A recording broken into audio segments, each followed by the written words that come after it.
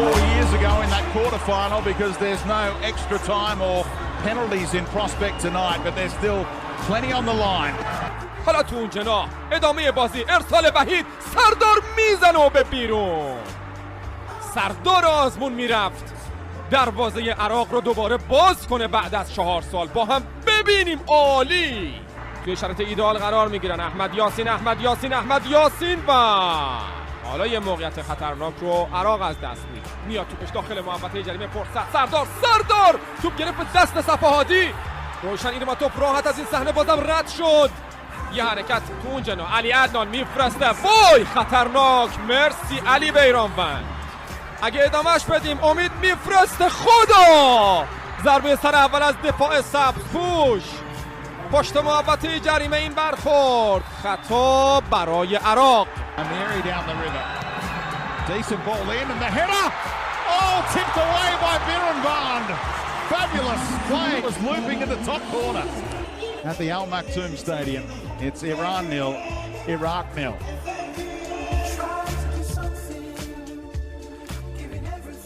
Hi everybody and welcome back to another episode of Gol Bezan podcast, your number one podcast about Iranian football, and this time we will have a special focus on the current Asian Cup 2019 in UAE. With me I have my dear friends Sina Saimyan and Arya Alawardi. How are you guys? Hi Pejman, it's good to speak to you. Hi guys, yeah, it's good to be back. And we'll have a special guest in Navi that will come on later. Okay guys, let's start off directly. A short recap of what happened. Iran have played 3 games so far in the Asian Cup, the group stages. A 5-0 win against Yemen, a 2-0 win against Vietnam, and the last game was a goalless draw against Iraq. So we're going to shortly start to discuss about the Iraq game, what we can say about the starting lineup, or maybe let that to Sina. Sina, what do you think about starting lineup that Queiroz presented versus Iraq? Well, I mean, in the lead up to the game, I was kind of expecting Queiroz to make a few changes, mostly because we had done the hard part and we got the 6 points from the first 2 games, and we only needed a draw from Iraq to qualify for the next round. And to be honest, in group stages, as we've mentioned before, in any tournament, the most important thing is getting the job done. It doesn't matter how you do it. It's just about getting it done. And I think considering that players like Ehsan Hoysafi and Mehdi Taremi already had a yellow card, so he didn't want to risk suspension for those 2, so he decided to rest them.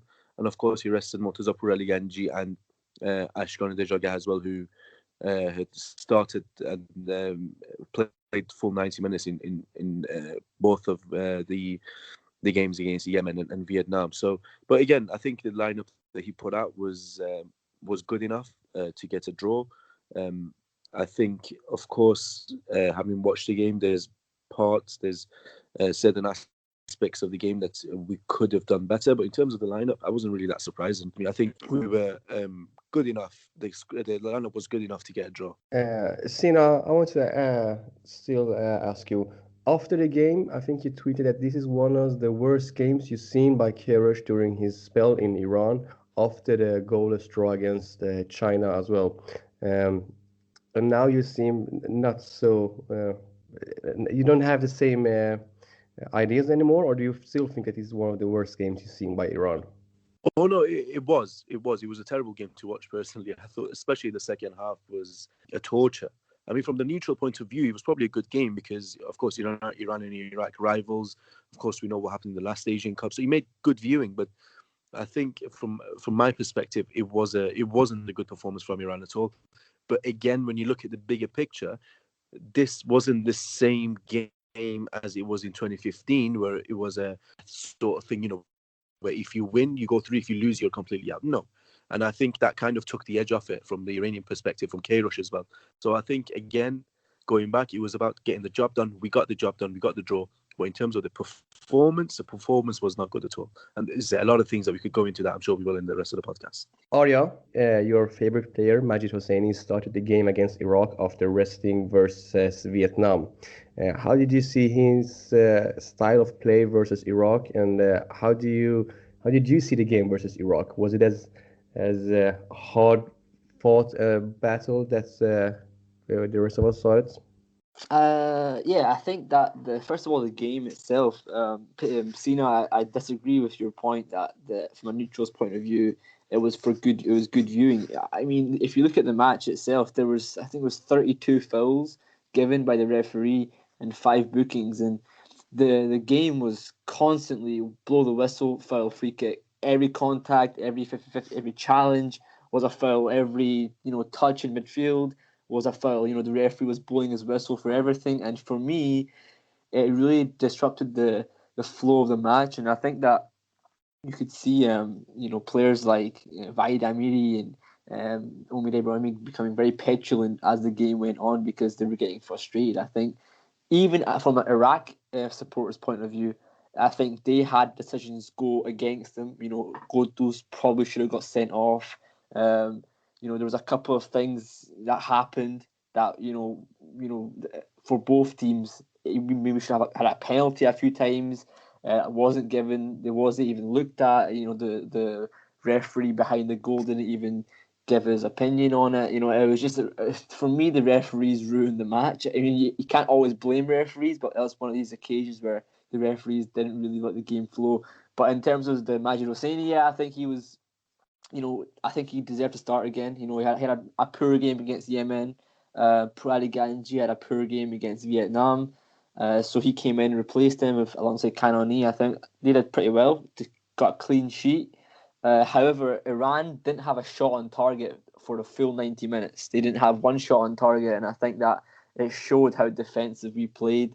Of course, we're playing for the result. We weren't playing to win the match. The Queiroz didn't tell the players you have to go win the match, because it wasn't that mindset. The mindset was just finish first in the table and get a tournament flowing into the knockout stages. Because Yeah, Arya, but one question or two questions. The first one about the referee, Yermatov from Uzbekistan, one of the best in Asia we had. He been in the World Cup, and been in I'm previous surprised Asian he is a Cups. good referee as well. Do you think that he was in some sort bad for both teams, or was it, in your opinion, Iran that got the most off him? Yeah, you're right. I think we got a couple of things that went against us. Like I said, every time there was a challenge, I think it was an occasion where Vahid Amiri and Humam Tariq went into a headed challenge in the air, and it was pretty much one against one. There wasn't really someone more aggressive than the other, and Vahid Amiri got a yellow card for it. For me, there was a couple of times where we got the foul given against us where there was pretty much nothing in it in terms of a foul from each other. So yeah, I think we maybe got a little bit more decisions against us, but I think Iraq as well. Iraq had a couple of things that went against them, but the refereeing was poor. We can't disagree on that. The refereeing was poor, and I think it disrupted the flow of the game a lot. I'm sorry, but there was no rhythm in the game. That was the issue. Also, I think going back to what you said, it was good for neutrals because neutrals watch for the fouls and the fights. They don't watch for quality. They don't watch Iran against Iraq for the quality. I mean, the last tournament was a one-off. They wanted to watch it because of the rivalry, and I think they got it. I mean, I got a lot of reactions from the non-Iranian and non-Iraqi point of view that it was a good game. It was a good 0-0, which surprised me, but then I understood why. Because of the controversies. Also, the referee, I don't think he made that many mistakes. Apart from the Salman Godus red card, I don't think he made that much of an influence to the game. The rhythm that you're mentioning, and I agree, but that was from our fault. We had no rhythm in our game. The fouling was coming from our side. Yeah, but I don't think we were doing that many fouls. And Majid Hussein in the first game, Ibrahimi in this game, Godus again in this game. It was constant fouling in midfield, and it's more because of the fact that they're so hyped up. They are pumped up. They want to win the ball. They want to win the game. That they make stupid challenges. And we discussed this in the last few games, and I think again in this game it was even more so because the emotional override was too much. Let's ask our dear guest Navid Taher. Navid, first start to introduce yourself, who you are and your background with Iranian football, and also your views about what the guys have been saying so far. Yeah, first of all, thank you guys for having me. It's a great honor. Always been a fan of the podcast, and yeah, I'm happy to be part of it. I'm 24 years old from Germany, half Turkish, half Iranian, but a very passionate Team Milli fan, and I'm reading a lot on it and watching every game, and yeah, Team Milli fanatic, you could say. I saw the game like the guys saw it. I first of all read many like comments of Iranian fans being sad or upset that we didn't win the game because obviously because of the great rivalry and the 2015 controversial calls and game, we really wanted that revenge. And but what people didn't see is that our world-class coach, Carlos Kirsch, saw the bigger picture. In my opinion, he knew with this lineup, which was more defensively minded, with introducing Rus Cheshmi and having Omi Ibrahimi and Amiri, who was a winger but also more defensively minded. He knew he would secure the clean sheet most likely. Like he was confident enough that we would get the draw, the 0-0, which was enough to pass on top of the table, and that's all what counts in the end.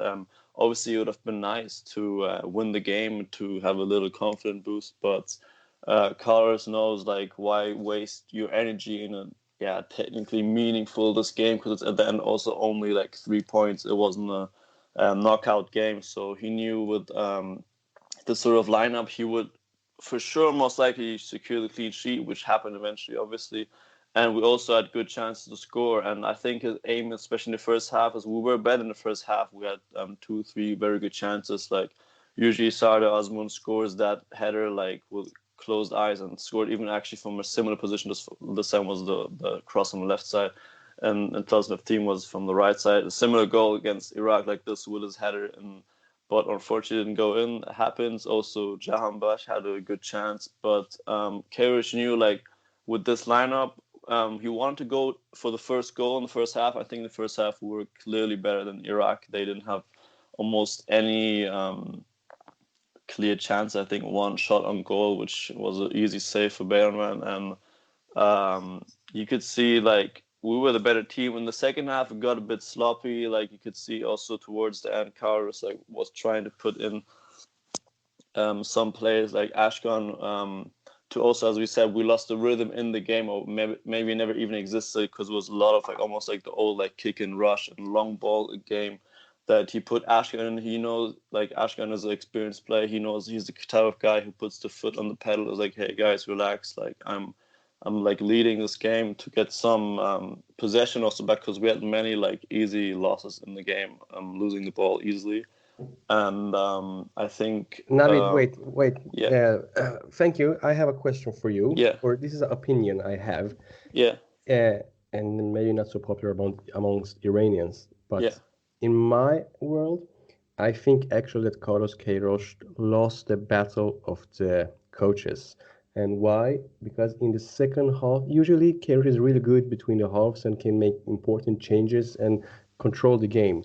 Yeah. But for me, in the second half, Iraq played smarter. They had a good pressure. They didn't let players such as Jahan Bakhsh or any other important offensive players do their work. And as we saw, they were the team that was closest to actually winning with that opportunity that they had.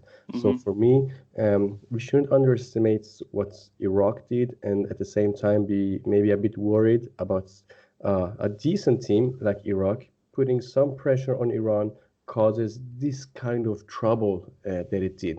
Do you agree with that? I think it's more from the fact that Iraq had to win the game. Like we were good with a draw. In the second half, you could see like they had nothing to lose at all. They were already second, so they tried more offensively, and they had some good attacks. Obviously, that one save from Berman. But besides even that, like I didn't see the many clear chances there. That one dangerous cross in, and the one save from Berman, and some dangerous actions in the last third. But other than that, was nothing really dangerous. They like. Because, I mean, in the first half, they were like almost not an hour and a half. Like we were controlling the game, even if we weren't playing great. But I get what you mean. Maybe also like the players got a bit too gassed, too heated, like got influenced by the referee's decision because they were against some controversial calls. We did not get like those 50-50 calls, which are like we almost used to not getting. And maybe that got to the players' heads. Maybe they got too comfortable. Maybe they were already thinking about the next game. But I think for Karic, the most important thing this whole game from the first minute was to secure the clean sheet, because he knew like Iraq is a decent team, but I think his opinion was like if he locks it down, like he knows like they won't score most likely, and we still have quality up front with Jahanbash, Budus, and Osman. Unfortunately, Yeah. Jahanbash didn't perform well again, but okay, he didn't play since the beginning of November, so Kairosh like sees the bigger picture, and he knows like the next game is a more important game, and he wanted to give some players some playing time who haven't played so far, like Mohammadi, I think, who played great, and I hope we will see him again, but I unfortunately doubt it. Yeah. Yeah. Thank you, Navid. That was Navid Taher from Thank you. our friendly guest. I'm sure he will be back in the future as well. Thank you very much. Sina, what do you think about the halftime changes? I think you were absolutely correct. I couldn't agree with you more in terms of what you said in regards to Iraq changing a bit of their tactics and formation in the second half and making a massive difference. I think in the first half, I mean, to be honest, they had a good game plan from the first minute, because they pressed us for the first 10, 15 minutes. They didn't let us settle into the game. We couldn't string our passes together. And then for the rest of the game, in the first half, of course, we had a few chances. But in the second half, and especially with the introduction of Bashir, I think they started to expose our flanks a little bit more. I mean, there was occasions where they even had 3 players on each side, on one wing, which then would have brought one of the central midfielders out to help out. And then Cheshmi was isolated at points, and he had a poor game in the second half, but it was mostly because Iraq managed to expose that really well. The Droga came on really late, and again, it was at a point where we had lost the possession game. I think everyone was panicking a little bit, and even looking at the stats after the game, I think we only managed to string 280 passes together for the entire game, which is a massive difference compared to the last 2 games. And I know, of course, you talk about the opposition, the quality of them, Yemen and Vietnam, but I think there was a huge change of mentality and approach in this game for us compared to the first 2 games. But Iraq did that really well in the second half. They exposed us. If they had a little bit more quality in the final third, I think they could have scored. They had a few chances, of course, with Allah Abbas's header and Bayraman's great save and a couple of other chances. Ali Adnan on the left was really, really dangerous. Homam Tariq was brilliant on the right hand side, and you're right. I think they did their homework really well, and for me they were the better team for the entire game. Of course, there were parts in the first half where we had chances, but I couldn't agree with you more in terms of how things changed from half time. Yeah, maybe this was an important wake-up call for Iran or the fans. And maybe, I know we are talking to ourselves and saying that a draw was enough, but I still think that Kairosh went for the win. But that's that. Iran are qualified for the next round. The opponents will be Oman. Oman, a team that Iran actually has lost against, and they played kind of decent in their group. Arya, could you tell us a bit more about Oman and what maybe Iran can expect from them? Yeah, so I think their striker is Al Ghassani, who I think he's maybe scored 3 goals so far in the tournament. He's maybe their biggest threat up front. He's maybe one of the most experienced players as well. I think that we can for sure. They're not a bad side. They've had a couple of. I think we played them a couple of years ago in the qualifiers, if I'm not mistaken, and we beat them 2-0. But we also drew with them away from home. I think it was 1-1. So yeah, I think they're not a bad side in Asia. They're not the worst side for sure. I think it'll be definitely a step up from Yemen and Vietnam in that sort of sense. I think maybe we'll see a little bit of a more rounded performance than we did against Vietnam and Yemen, where it was very attacking, a lot of possession. I think we will definitely see a lot more rounded, defense and attack are more balanced, and I think we'll see quite a strong lineup being fielded by Kairosh. But I just want to see a good performance because, like I said, the one against Iraq, It was very petulant, and there wasn't many chances created. Again, no shots on target the whole match. So I hope, like I say, we show a performance that we're a team that can play attacking and defensive football. 90 minutes, no problem. So hopefully it'll be a good game, and we have to get the win to inevitably face China or Thailand in the quarterfinal. Sina, just as Arya mentioned, Oman still seems to be a decent team. Iran should beat them according to player by player. Iran is better in every position, but we always know that that's not the case. If when a team wants to bring back the 3 points, Oman barely lost to Japan 2-1, barely lost to Uzbekistan 1-0, and had an easy win, should we say, against Turkmenistan in the group. When they won 3-1. What do you think that Iran needs to change from the game from Iraq to Oman to make sure that they qualify to the next round? I think, as you said, Oman aren't a team to be underestimated, and I think that goes with every single team in the tournament. I think the fact that they are here, even though they've only managed to beat Turkmenistan 3-1, they still should be respected, and nothing should be taken for granted. Also, I think that probably the biggest weapon is their manager, Pim Verbeek, who's a very experienced Dutch manager. He's got plenty of experience managing in Asia with South Korea and Australia, and I think he's probably the biggest threat. I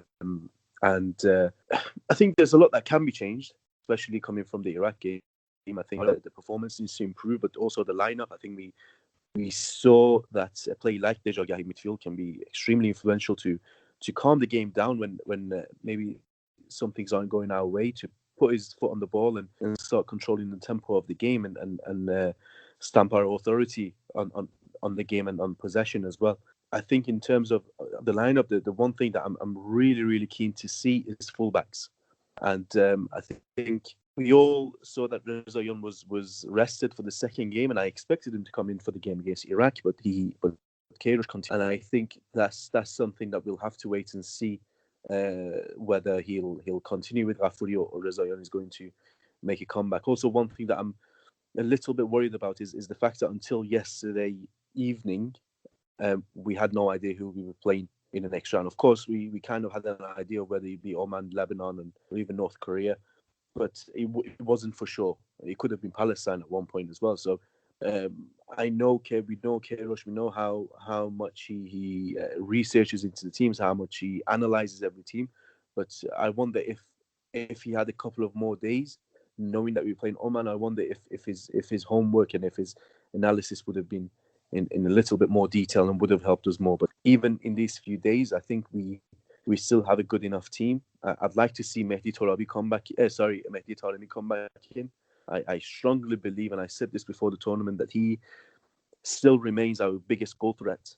I know everyone is so busy with Osman, and I think that's why Taremi is so important for us. That every defense will be busy trying to keep Osman quiet. That Taremi can sometimes go unnoticed, and especially when you consider the fact that he's got more freedom coming off left wing. I think in this game, again, he can be influential. Again, Pejman, me and you, we've discussed this at length in the last few years of how much we tend to struggle against Middle Eastern teams. Of course, we saw the game against Iraq, and in recent years, Qatar, UAE, etc. And I think this is going to be another one of those games that we should stay composed. We shouldn't lose our heads, because, to be honest, when a smaller side goes up against a bigger side, and rightly so, they try to frustrate you. They try to make you lose your composure, and I don't think we can afford to do that now. It's a different ball game when you get frustrated in the group stages. You can still recover from it in the next game, but now there's no time for that at all. It's literally a final each game, and I think that's really important. The mentality and the mindset and the approach that we have in the game, I think that will be what sets us apart from being a quarterfinal or a semi-finalist team to actually being the winners. Yeah, I think Sina, sorry, Pejman, I think you're right about Taremi. I think his combination play with Osman is critical in the attack, but I think Torabi also, if you watched his game against Yemen, he was unbelievable. I think Torabi in that trident would be fantastic to see again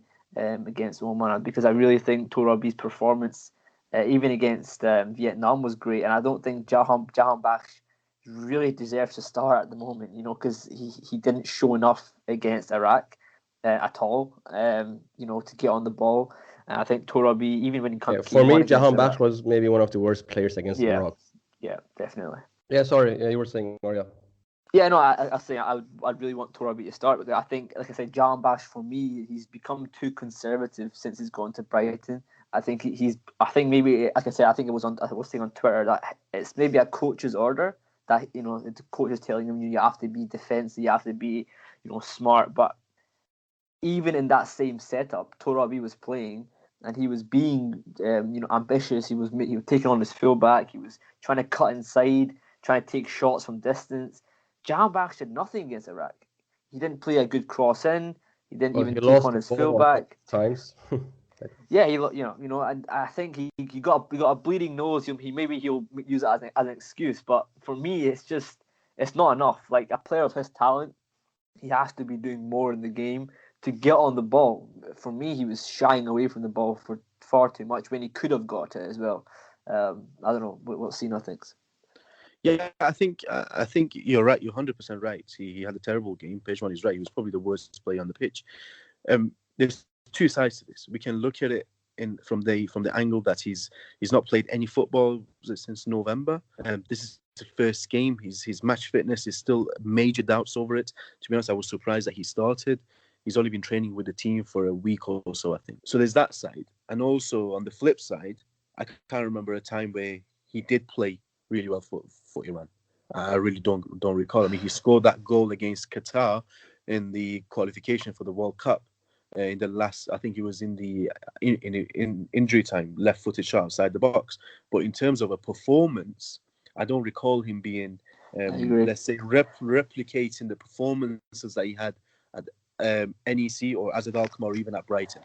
And, I think, Sina, one thing I want to say quickly, but the thing is, you're saying maybe it's match fitness, he didn't play well, but he's been playing that kind of style of conservative, traditional winger-type football since he's moved to Brighton. Since he left his last club, Azad Alkmaar. No, he didn't.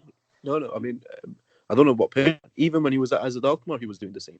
We've had conversations on why is he not replicating those performances for the national team. Now, you're 100% right about Torabi against Yemen, and I was really excited because he had more freedom in that game than I have seen Jahan Bash ever have. And we saw Torabi even switching positions with Taremi, having the fluidity to move all over the pitch. I have never seen Jahan Bash being allowed that. Even in the last game against Vietnam, Torabi didn't have that. See, I don't think he's not allowed it as well. Especially against Iraq, he didn't have that either. And I think, I agree, and I've said this. Torabi is a brilliant player. He's direct, he's pacey. As soon as he gets on the ball, he wants to attack people. Jahan Bash is a different player, but he's still head and shoulders above Torabi, and he should be performing better, but he's not been for the past 3 or 4 years. I think one thing is the question mark then goes up to Queiroz, because then it's the manager's responsibility to get the best out of the player.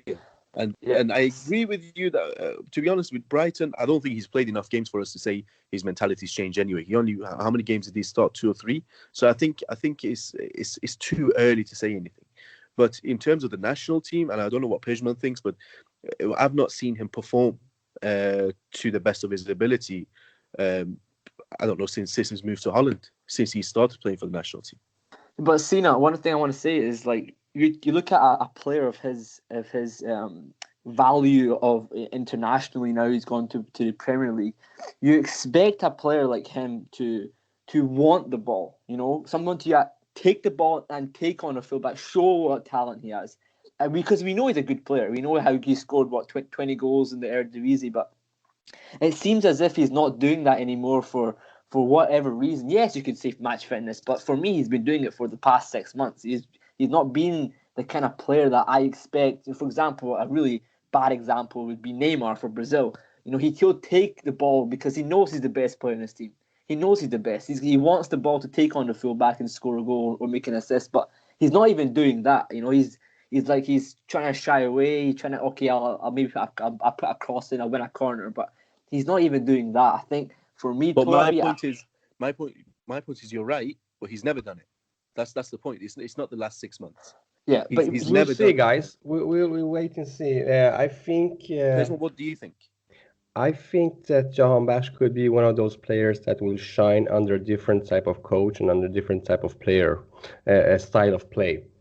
We all know that the player he's been in the club level haven't been the same at national level. That's maybe because they're different kind of styles and so on. So that's something that Queiroz have been criticized for not being able to bring out that Jahan Bakhsh that we've seen at club level in the national level. So we have to just, accept that or think that maybe he's not a man that will play 90 minutes or he have to shine every time he does. It's kind of difficult situation for Jahan Bakhsh, and I'm sure that he feels it himself that his full potential can't be shown against teams like Oman and Jordan and other Asian teams. Yeah, but he's still young and he's got a future ahead of him still, and I do believe that he will take that space and the place in the national team, maybe such as Ashkan have done when he played. Peshman, sorry, just to interrupt quickly. The only performance I've seen from Jahan Bakhsh that I thought was actually quite good, I don't know if you guys remember, but it was in the qualifiers, and he played as a central midfielder alongside, I think it was Izzatullahi and Hoysafi, but he played in the middle of the park. And I think he was at the time playing as a more attacking midfielder for AZ. It was more like during the Europa League time. He was playing quite central. And that was when I thought he was really good. Because I think he was showing a lot of good engine. One game isn't something that we could say that he is the kind of player. Yeah, but I think in the long term, I think Jahan Bakhsh will eventually become a central. I don't think he has the pace anymore to play out wide. For me, I don't think he has the pace. Come on, he's like 25. I think you're mistaken. But let's see. Move on. Let's move on. I think it's interesting to keep our eyes on Jahan Bakhsh, and hopefully he will do good things in Brighton as well. What I wanted to say about Oman as well, in my opinion, they qualified from the hardest group in the Asian Cup, with Japan being one of the major contenders for the gold, with Uzbekistan being the dark horse just behind the big dragons in Asia, and with Turkmenistan always giving a hard time for the team that's playing Turkmenistan, to be honest. Now here in Asian Cup in UAE, they have been struggling, but the games I've seen from Turkmenistan, they show that they can be a menace, and they qualified. They earned the qualification, and I'm sure that they will become even better with proper education and good coaching. So coming up from that group and barely losing to Japan and Uzbekistan isn't something that they should be ashamed of. So the game, everybody, is on Sunday, 20th of January, and the times are 18:00, 6 o'clock p.m. CET, 5 o'clock in London. In New York, it should be 3 o'clock maybe. In New York, it should be 3 o'clock, and the rest, I'm sure you can manage to find the time where you are. We posted it on Twitter, so we need to all the times are on Twitter. Yeah. Okay, guys, we have a special guest here. It's Elvira, 1 year old. She wants to sit here and join us. Okay, Elvira, are you ready here? So let's hope it works. Yeah, I think she's frustrated about the game versus Iraq. Only if you like that. I think it's audio. Yeah, it's my Scottish accent. So there's been some controversies. It's something we're used to with Iranian football, but now during the Asian Cup, it's really blown up, I would say. What has happened now is that one of Iran's biggest and probably most famous sports TV, what should you call him? I don't know if he's a journalist, but he's a TV commentator, sports commentator, Jawad Khiabani, have lashed out about Carlos Queiroz and giving him some hard love. The entire speech, you can find it on our Twitter, but basically it's about not being satisfied with Carlos Queiroz' performance and what he earns. This is something that's been going on for a while every now and then, but not from Jawad Khiabani. It's a first time from me. So I just quickly want to ask you guys, why does this happen at this moment when Iran is facing Oman for one of their, as you guys said, every game is a final. So why is this happening? And do you agree with the criticism? We can start with you, Arya. Yeah, I think Khiaban is a very emotional guy. He'll give a speech about anything and he'll cry about it because he has that kind of emotion when he speaks. Yesterday he was speaking about how Queiroz disrespected the Iranian people, how he was talking about Iranians being poor and all that sort of stuff, and he got into quite depth, and eventually he got to the point where he was saying how much Queiroz is getting paid and how much Queiroz is making. Why don't you help the poor people of Iran? He was talking about how people who are poor in Iran still live a happy life, and he was saying you should just get on with your job. They're paying your taxes, etc. I Just love the way you say poor, Arya. Sorry, I just had to poor. say it. But yeah, the idea was he was just being a bit of a crybaby for about 10 minutes on TV. I think that for me, I think I get it, but he was twisting his words. To some point, he was twisting his words. But I think maybe Sina will touch on it in a second. But I think that it's just you're trying to say that Queiroz shouldn't be causing any more controversy. But by you coming on TV and saying that, you're causing more controversy. So why are you doing it in the first place? Like it makes no sense. So I don't know. Like So in it's your just a bit opinion, silly. he's just putting Yeah, some gas he's trying on to the say that fire. Queiroz is the one causing controversy and he's shedding a light on Iranians, people who are poor, but he's the one that's also doing the same thing. So, stop crying Like a about it and be Persian a grown. cat. Yeah, Or- he's just being a little grown up who's just crying for no reason on TV because he's got a camera there. You know what I Yeah. mean? So. Interesting. Navid, what's your thoughts about this? And do you think this is something that could eventually help the Iranian football in long terms? I personally was very surprised that Carlos Queiroz gave an interview like this during the Asia Cup, with us facing like the knockout stages coming soon. Because he's usually the type of guy who keeps it quiet, who's just focusing on the team, on the preparation, on the next game. So I was a bit surprised that Carlos went like almost all in, criticizing everything from A to Z, starting with Branco, starting with sport ministry, starting with the usual complaints about bad preparation, budget issues.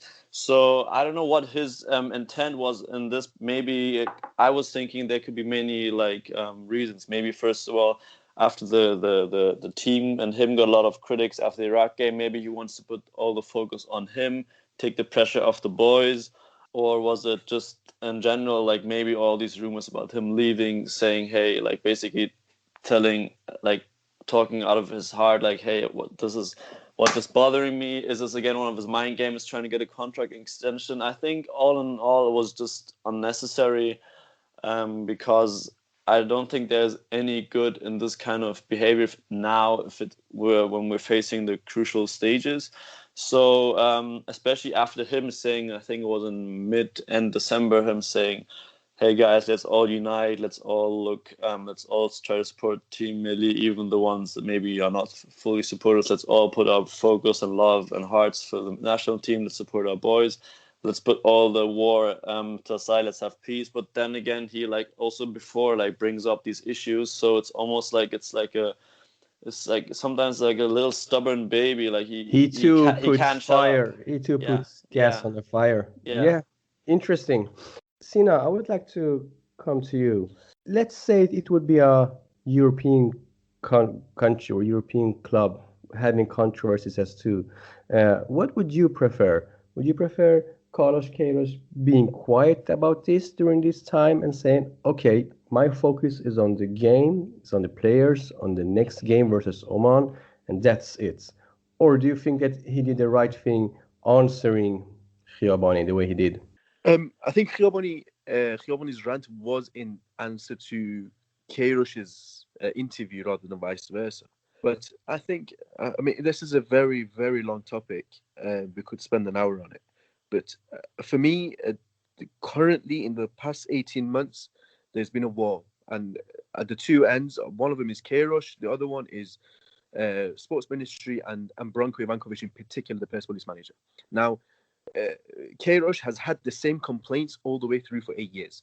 And we saw it ahead in and around the 2014 World Cup. We talked about the lack of infrastructure, the lack of support, etc., etc. But he was very diplomatic in the way he said it, in the way that he basically united everyone for the first time in my life that I saw the media and the fans. Everyone comes together in support of him against the sports ministry. Now, that's completely changed, and he's been very wild in his attacks. To be honest, I'm not a big fan of the way he's been handling the past 18 months. And I think there's a way to complain, there's a way to make your point, but the way he's doing it right now, that's not the correct method to do it. Navid is right. We just before the beginning of Asian Cup, a couple of days before, he said, right, let's stop all this, let's stop all the fighting, let's all just support the Iran national team in this tournament. Okay, fine. Whatever's happened before has happened before. And then after I think it was after the Yemen game, he came out and he basically had to go at Branko for something that I to be honest, I still don't understand, because he was saying Branko is a genius. He was supporting, he was congratulating the Iraq manager. Iraq is our rival. Why is he congratulating, etc.? Why are you making a comment? Why are you giving these interviews? Why now, after the Iraq game, come out and attack the sports ministry in that manner? Don't get me wrong.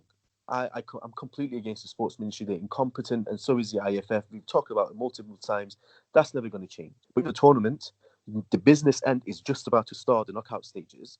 And now the civil war that had already been started in the 18 months, for me, it's been pushed to a point where I know that we all know that Queiroz is on the verge of signing the contract with Colombia and leaving us after the Asian Cup. But I think even if that it's gotten to a point where I think it's the best for everyone if he leaves, because the current atmosphere in Iranian football is absolutely toxic. It's a mess. To be honest, I don't want to go through the news feed because of the things that I'm reading from different people. I read what you said, Sina, on Twitter yesterday about how like some fans in Iran, especially maybe Persepolis fans and SLL fans, maybe even the same, that even if Iran win the Asian Cup, it won't make a difference to the amount of support they have for Queiroz, for the national team, because the country's supporters have become so against the national team. In a way, it's as if like the national team's not even important anymore.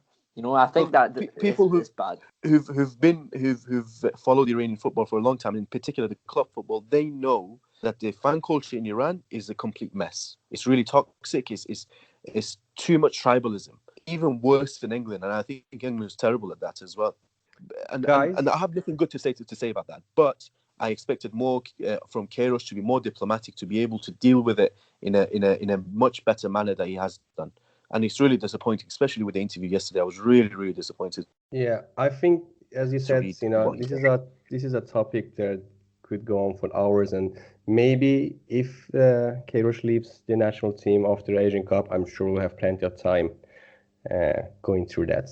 One last thing now, I would like to everyone just to make a quick prediction of all the games in the round of 16. So I will say them one by one and just make your predictions, and after that we get ready for Iran versus Oman on Sunday. Okay, you guys ready? Let's start with... Are you saying by scoreline or just the win-lose or... Scoreline. Okay, first game, Jordan versus Vietnam. Guys, just... Jordan 2-0. Oh, sorry. I think it's going to be... Jordan is going to beat Vietnam, 2-0. I think they're going to win it easily. Vietnam is not a big threat to them. I'll go slightly different. I'll go 2-1 to Jordan. I'll say Vietnam takes it 2-1. Next game, Thailand versus China. And what's interesting about that game is that the winner of that game will play against the winner in Iran and Oman. Thailand versus China is an interesting game, where China would be maybe the favorites. So I would say a 2-0 for China. I think Thailand lost to India, was it 4-1? Something like that. So I think China will smash them. I think they'll smash them 4 or 5-0. I think it will be a more closer game, 1 or 2-0 for China. I'm going to go slightly different, because China, I think they'll be missing the top goal scorer, who was really crucial for the group stage. And I think Thailand might be able to nick it, maybe 1-0. Oh, interesting. Sunday game, the Iran versus Oman. I'll say 1-0 Iran. Typical Queiroz points. I'm gonna say 3-0 Iran. I'll give you the goal scorers. I'm gonna say Torabi 2 goals, And I think Imagine Hosseini will get a header from the far post corner. I think it will be a 1-0 in the 60th minute. It will be a very tough and a very defensively minded game from Oman's side, I think. So only 1-0, but that's all we need. I'll go 1-0. I'll go a bit different. I'll go for an extra time winner. Ooh. For Hope not. Monday's games, there's an early final, maybe the toughest game in the round of 16, Japan versus Saudi Arabia. I don't think any of those teams wanted to meet each other at this point. I'm going to go for a surprise, and I'm going to say Saudi will win 2-1 here. Yeah, I'm gonna say I think it'll be a penalty shootout. I think they'll go penalties. I think Japan might just edge it on penalties. I think it will be a very close game. Australia didn't perform so well so far. I was gonna say Saudi Arabia almost has the home advantage, but with the referee's help maybe. But I think it could be a very close game. So I think 1-1, then in extra time Australia is gonna win it 2-1. I'm with Ari. I think it's going to go to penalties. But I'm going to favour Saudis. I think they're a bit underestimated. I think they'll win this one. Interesting. But they played very poor against Qatar, so I don't know. It's hard to say. Qatar played really good against Saudi. Yeah, exactly. Maybe, yeah, right. you can say it like that. Australia versus Uzbekistan, and here I will go for the penalties. And it's not what I think, but what I hope for is the Uzbeks winning the game in penalties. Yeah, I think penalties is a good shout. I think Australia, if they play that, because our Nabil, the winger, I thought he was really good recently. I think if they play that kind of young team that they have, I think they can win it in 90 minutes. But if not, then I think penalty shouts is a good shout. I think Uzbekistan's going to make it. 1-0 in regular time. So Australia didn't perform so well so far, and I think could be a surprise. I want Uzbekistan to go through, so I'm going to jinx them. And I'm going to say Australia will win 2-1 in 90 minutes. Interesting.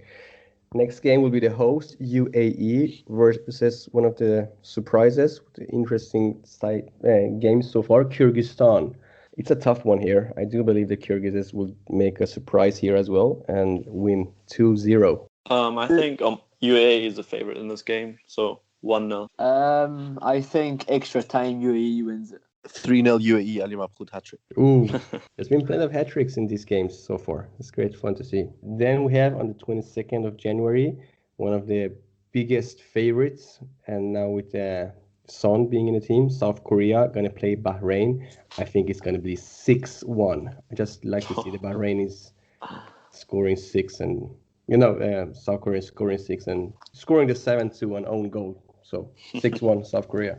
Yeah, I think South Korea will win it. I think 2-0. I think it's going to be a 3-0. Yeah, 2 goals from Son. I'll go to complete the set, so I'll say 1-0. South Korea probably who won getting the goal. You're so hips. And the final game would be a really interesting one, in my opinion. A super strong and interesting Qatar have been playing lovely football and have an amazing young striker up front, already scoring 7 goals. Surely he will be the MVP here. Gonna play against Iraq. That's we've seen been struggling against Vietnam, playing good against Iran. So you can't count them out by any means. Qatar, Iraq. It's a hard one there. I'll say 2-1 Qatar in after extra time. I think it'll be 1-0 Qatar. I think Pedro Miguel Correa, the Qatari player, will score the winner. Hang up guy. I'm thinking it's going to be 2-0. 2-0 Qatar. Oh, you guys are underestimating Iraq. Iraq are always strong in knockouts. I'm going to go for a penalty shootout winner for Iraq. But I think Qatar is a very great quality in the team, and they're really superior against a strong team like Saudi, so I think they will make it. Plus, no one can match the motivation and desire that Iraq has in knockouts. I've never seen an Asian team do it like they do. They can never be underestimated, regardless of their quality. Hey, this is Arash Markazi from ESPN, and you're listening to Gol Bezan, your one-stop shop for all your Iranian soccer news. Okay, guys, so it's time to wrap it up. I'd like to thank Arya Alaverdi, Sina Samian, and our guest Navi Taher for giving their views and opinions. Then Iran versus Oman game, be sure to follow us on Twitter because we'll be tweeting about the game, before the game, maybe even during the game, and of course after the game. Until next time, have a lovely weekend, and let's hope Do Iran.